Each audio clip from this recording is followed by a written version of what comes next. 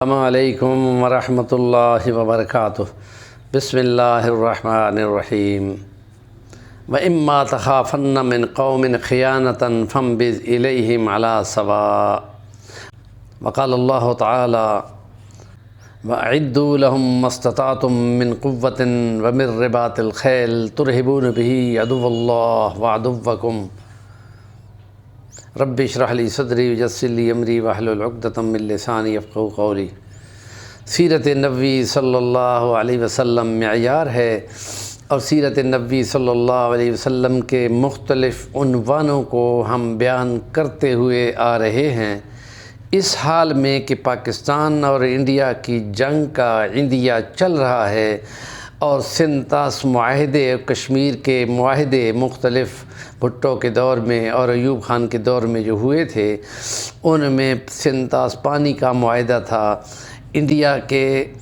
اس وزیر اعظم نے، جس کی جانب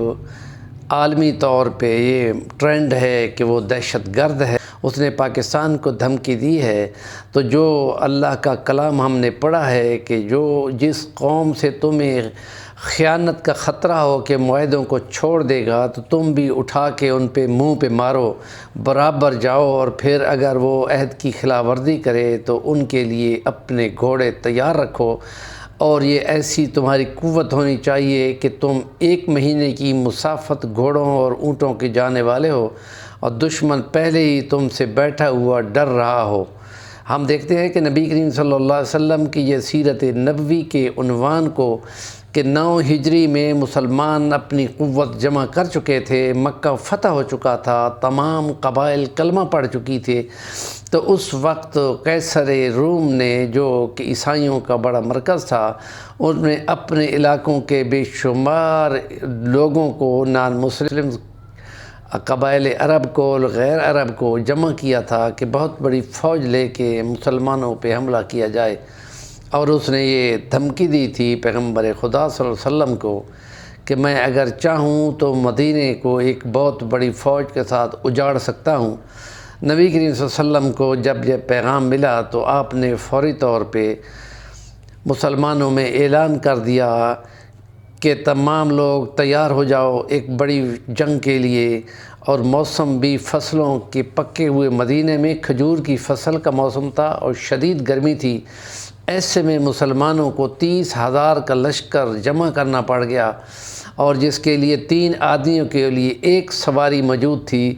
اور اسلحہ بھی پورا نہیں تھا، اور اس لیے آپ نے اپیل کی کہ تمام لوگ جو سامان لا سکتے ہیں وہ لائیں، اور جنگ کی تیاری کرو۔ لمبا فاصلہ 1500 میل کا، اور تبوک کے محاذ تک جانا تھا، جو آخری حد تھی عربوں کی، تو وہاں مسلمانوں نے تیاری کی۔ نبی صلی اللہ علیہ وسلم نے وہاں پہ جانے میں ہفتہ 10 دن لگائے، اور پھر 2 ہفتے 20 دن وہاں پہ بیٹھے رہے، اور قیصر روم کو اس کی اطلاع دی گئی، تو اس نے خدا کی قسم اٹھا کر کہی کہ جو زمین میرے قدموں کے نیچے ہے، ایک دن وہ اس سچے پیغمبر کی زمین ہوگی۔ میں کو پاگل ہوں کہ اس کے ساتھ جنگ کرنے کے لیے نکلوں گا، اور اس کے ہمت ختم ہو گئی، اور اس نے سب کو چھوڑ دیا۔ یہ اس وقت ہوا جب پیغمبر خدا نے سخت دھوپ میں سارا دن درختوں کی جھاڑیوں میں، پتلے پتلے درختوں کی چھاؤں میں مسلمان چھپ کے بیٹھتے تھے دھوپ سے بچنے کے لیے، اور ساری رات گھوڑے اور اونٹ بھاگتے تھے، اور پھر اس طریقے سے 1 ہفتے 10 دن میں مسلمانوں کی فوج وہاں پہنچ گئی، اور دشمن کو للکارا کہ اب جو جرأت ہے تو آؤ نکلو، ہم تو تیار ہیں۔ اور یہ طریقہ ہے دشمن کی تھریٹ پر، دشمن کے معاہدے چھوڑنے پر ان کا مقابلہ کیا جانا، اور یہ دشمن کا آخری وار تھا، اس لیے کہ جنگ خندق میں کفار اور یہود اور نصارہ اپنی تمام قوت جمع کر چکے تھے، اور وہ کرائے کے قاتل جو بنی غطفان تھے، ان کی 6,000 کی فوج وہ لے آئے تھے، اور 4,000 مکے کے مشرکین نے فوج جمع کی تھی ابو سفیان کی سربراہی میں، اور مدینہ کو گھیر لیا تھا، اور وہ تقریباً 1 مہینے تک مسلمانوں کو بہت تنگ کرتے رہے، لیکن اللہ کی نصرت سے اور اس کی مدد سے، کہ یاد کرو اس دن کو جس دن مختلف گروہ تم پر حملہ آور ہوئے تھے، اور پھر ہم نے ان پہ تیز جکھڑ چلایا اور وہ فوج اتاری جو تم کو نظر نہ آتی تھی، اور یہ خدا اپنا احسان سنا رہا ہے کہ جب تم بولو گے تو ہم مدد اتاریں گے۔ اور ایسے میں نبی کریم صلی اللہ علیہ وسلم نے دعا فرمائی کہ تم پڑھو کہ پورا ایک دن ایک نماز بھی ادا نہیں کی جا سکی، لہذا تم بولو اللہم استر عوراتنا وآمن روعاتنا۔ اور عورہ اس کمزوریوں کو کہتے ہیں، اور روعہ خوف کو کہتے ہیں، کہ ہماری کمزوریوں پہ پردے ڈال اور ہمارے خوف کو امن میں بدل۔ اور پھر خدا نے ٹھنڈا طوفان بھیجا، تیز جکھڑ جس نے دشمن کے خیمے اکھاڑ دیے، اور وہ بھاگنے کے سوا کو ان کے چارہ نہ رہا۔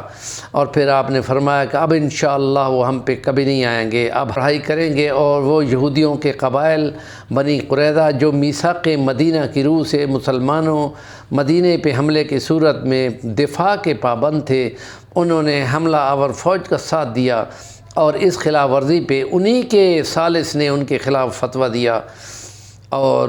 وہ یہ فتویٰ تھا کہ تورات کے مطابق اگر دشمن ایسے مغلوب ہو جائے تو ان کے لڑنے والوں کی گردنیں اڑا دی جائیں، اور ان کے تمام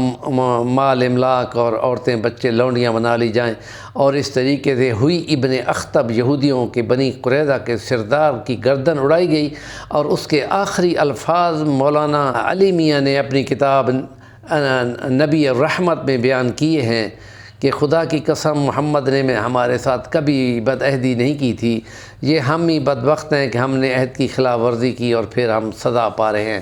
اور گڑھے کھودے گئے اور ان میں ان کی گردن اڑا کر ان پہ پھینک دیا جاتا تھا،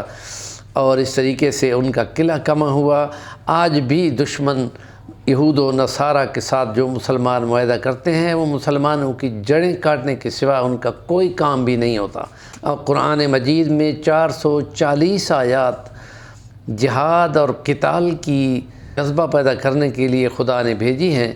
اور ان کو پڑھنا، اور دشمن جب بھی جنگ کے لیے تیار ہو تو مسلمانوں کو اس کے لیے تیار ہونا